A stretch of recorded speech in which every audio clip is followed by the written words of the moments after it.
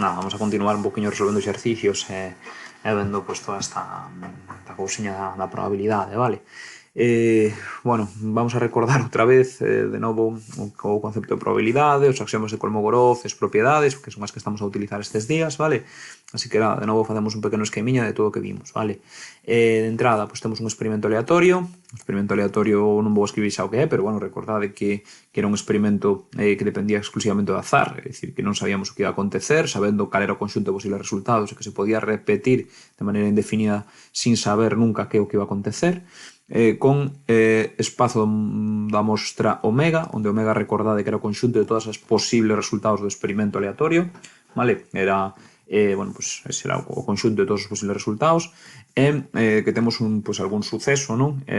A, vale, que é un subconxunto de omega, eso significa que A pues, contén elementos do espazo da mostra, vale? É un suceso, non? Bueno, pues falábamos de unha probabilidade, non? De que P era unha probabilidade se cumplía os axiomas de Kolmogorov, vale? Axiomas de Kolmogorov, que eran 3, e dicíamos que pues, a probabilidade de calquera suceso sempre era un número maior ou igual que 0, a probabilidade do espazo da mostra pues, sempre era un número que era 1, e a probabilidade da unión de sucesos, vale? Vamos a poñer aquí E1, E2, bueno, En, pois iba a ser sempre a suma das probabilidades máis P de 2 máis P de En, sempre que EI intersección EJ fose valeiro, vale? Sempre que non houvese elementos en común. Esta probabilidade pois, tiña unhas propiedades, non? Que me dicían que, pois, en varias cousiñas, en primeiro lugar, a probabilidade do suceso contrario é 1 menos a probabilidade do suceso original, isto sabémolo.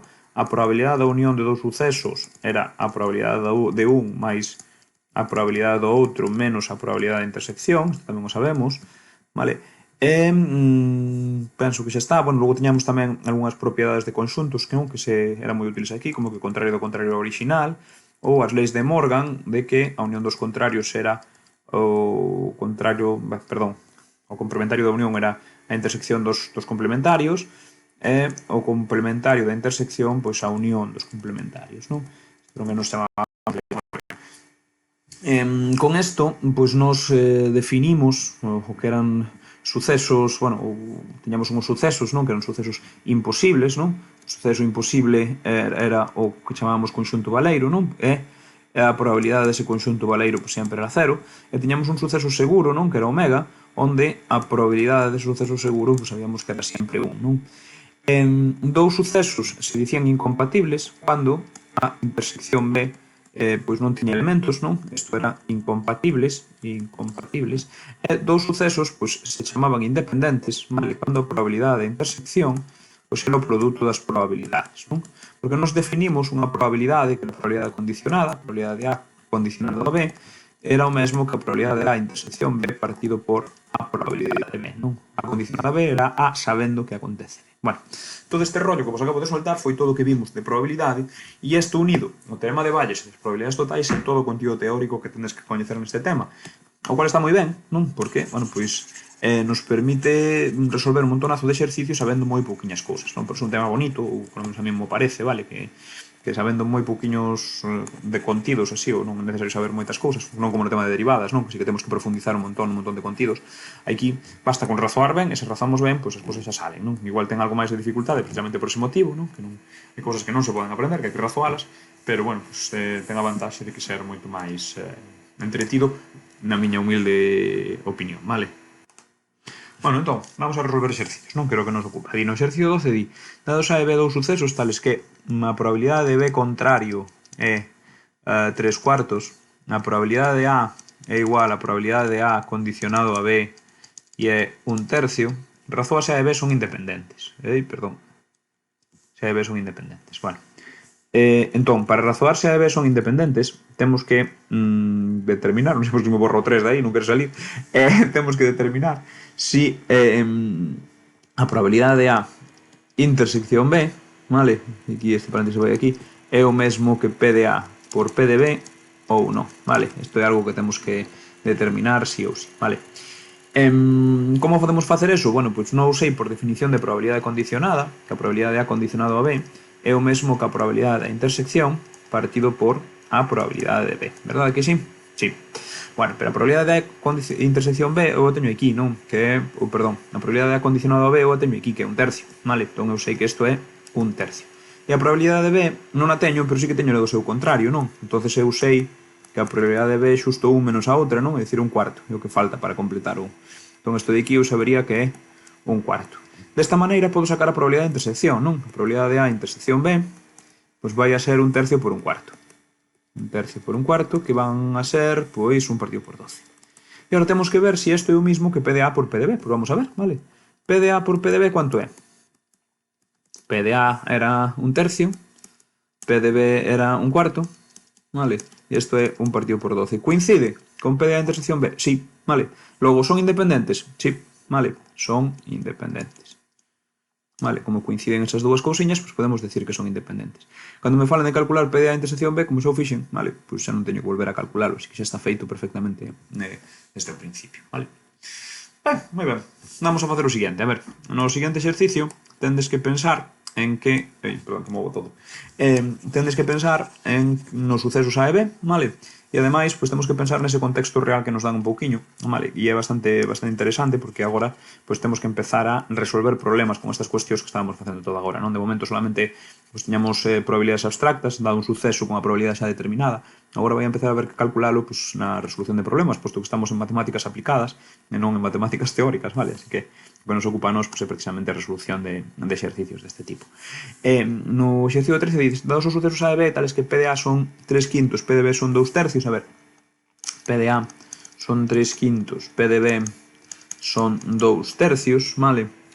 P de A intersección B son 8 partido por 15, vale? P de A intersección B, Jesús, que poño aquí o paréntesis, son 8 partido por 15, calcula. Se realice A ou B, vale? No apartado A, me di A ou B. Ahora temos que empezar a traducir cousiñas, non? A ou B que significa? Bueno, pois A ou B é unión B, vale? A unión B. Isto é ou, sempre, vale? Sempre que vos digan un A ou B é A unión B. Sempre, sempre, sempre, vale? Así que, pois nada, facilmente, non? A ou B. Entón, temos que facer a probabilidade da unión B e esa sei que sale da suma de P de A máis P de B menos P da intersección, non? Eso sale así por as propiedades da probabilidade, non? P de A eran 3 quintos, P de B eran 2 tercios, P de A intersección B 8 partido por 15, facemos aí o mínimo, 15 entre 5 son 3 por 3, 9, 15 entre 3, 5 por 2, 10, 19, perdón, 10, e teño que restarlle 8, non? Entón me queda 11 partido por 15, e xa teríamos, non? Vale, apartado B, non se realice ningún dos dous. Eso que quere dicir?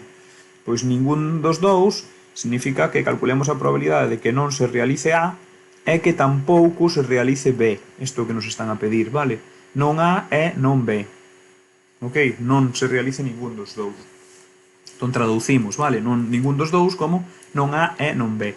Isto é importante, vale? Agora ir traducindo de linguaxe natural a linguaxe en conxuntos.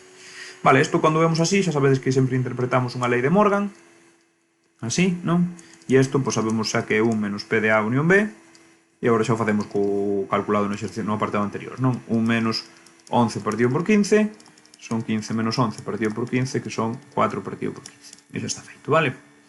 Nos vamos ao apartado C. Se realice solamente A. Que significa solamente A? Pois que se realice A e que non se realice B. Isto é o que se realice, é o que significa, vale? E isto como se facía? Bueno, pois cando tiñamos unha cousa rara que non somos capaces de interpretar, o que se facía era debuxar, vale? Facíamos uns diagramas de Ben, isto é o conxunto A, este é o conxunto B, que se realice A e que non se realice B é precisamente este trociño, vale? Ese trociño, A e non B, vale? É dicir, que A lle estamos a quitar ese cachiño do medio, que sería a intersección.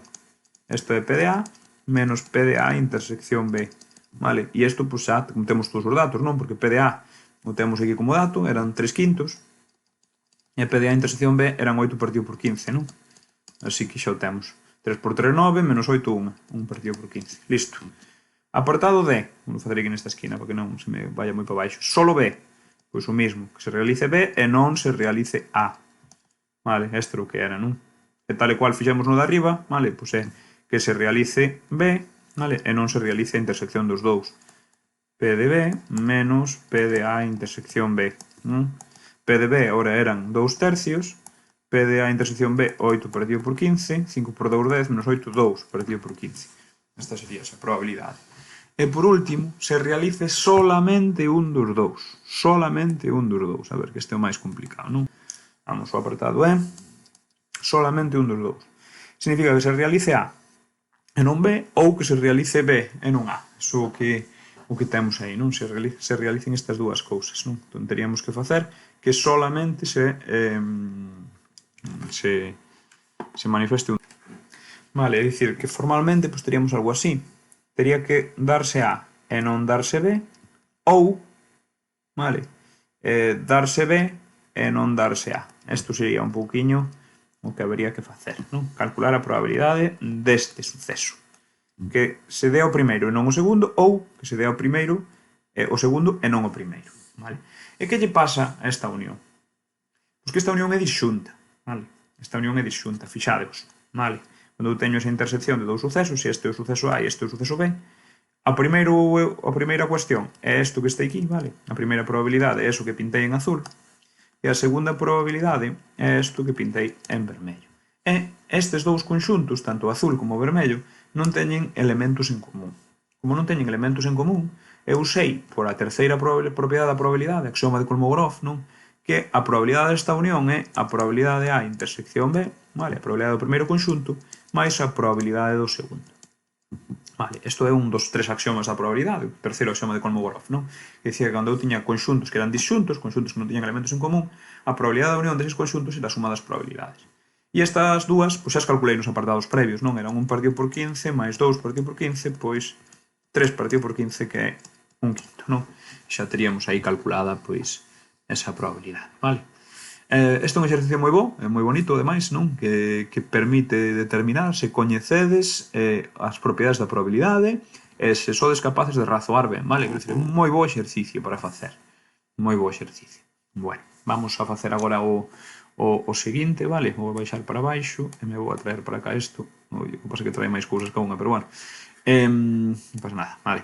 Levamos isto para cá e isto pues lo vamos para arriba. Vamos a mirar para o exercicio 14, vale? O exercicio 14, no cual, pois, temos aí xa un problema igual un poquinho máis relevante, vale? Vamos a borrar isto para que non nos moleste. Sí, esta parte de aquí que máis molesta, vale? Ben, e agora, pois, nos centramos solamente... que amplíe demais. Joder, Jesús, que traballo da isto, de verdad. Bueno, volve a salir o que xa borrara. Ai, que Cristo, perdón. Espera, vou pausar e poño... agora sí. 14, a ver. A probabilidade de ser seleccionado de ser aficionado ao fútbol é 0,7, a de ser aficionado ao baloncesto 0,6, a de ser aficionado aos dous é de 0,4, investiga se son ou non independentes os sucesos ser aficionado ao fútbol e baloncesto, calcula a probabilidade de non ser aficionado a ningún dos dous, calcula a probabilidade de ser aficionado solo ao fútbol. Vale.